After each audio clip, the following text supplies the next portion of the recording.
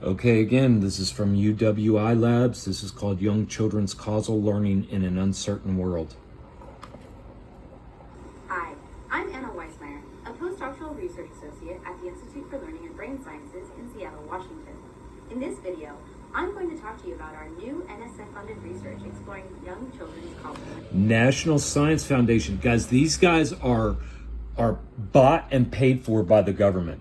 This UWI Labs. They are completely funded by government.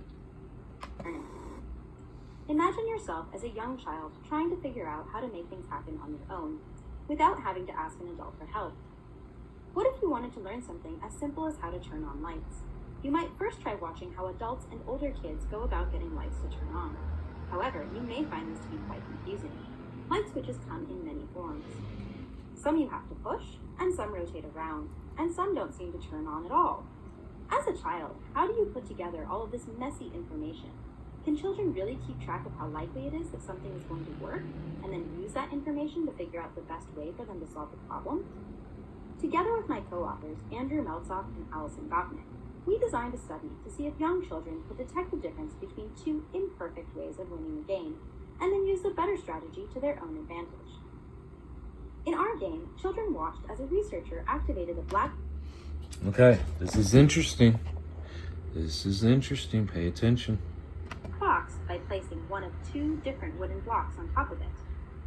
Sometimes this would also cause a nearby marble dispensing machine to dispense a marble, much to the child's delight.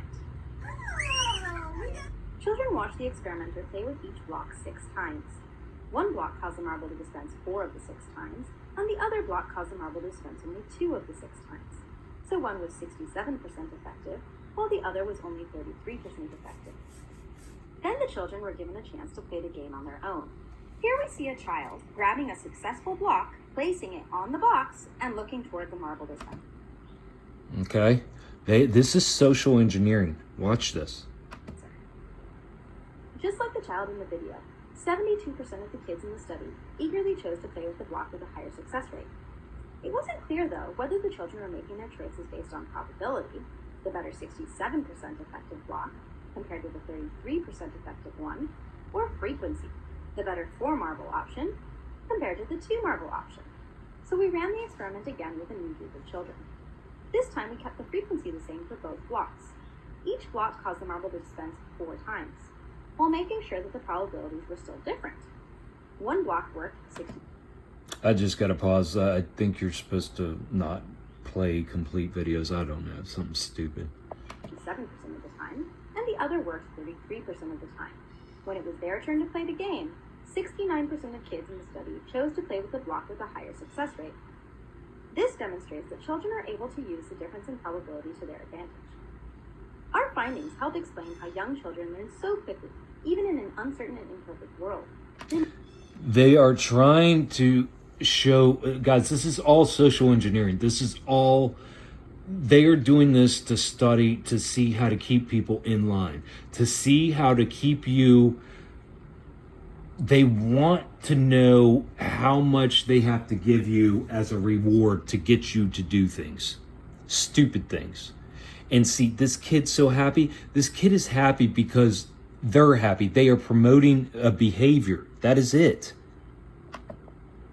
Remarkably, they learn about causality even if the people that they are watching make mistakes and are right some but not all of the time.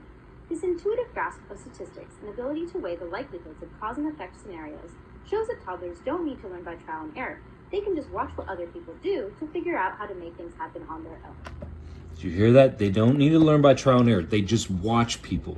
Guys, these kids are watching everything. The only reason society continues as it is because we have these agents of the state, her mom, she's sitting on her mom's lap, and they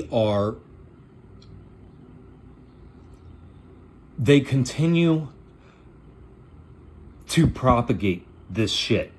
And it might not seem like anything, guys, but you got to understand that they are actually studying human behavior and how the brain works to get you. That way they know how much of a good thing they have to give you in order to get you to keep playing along. And it's that simple.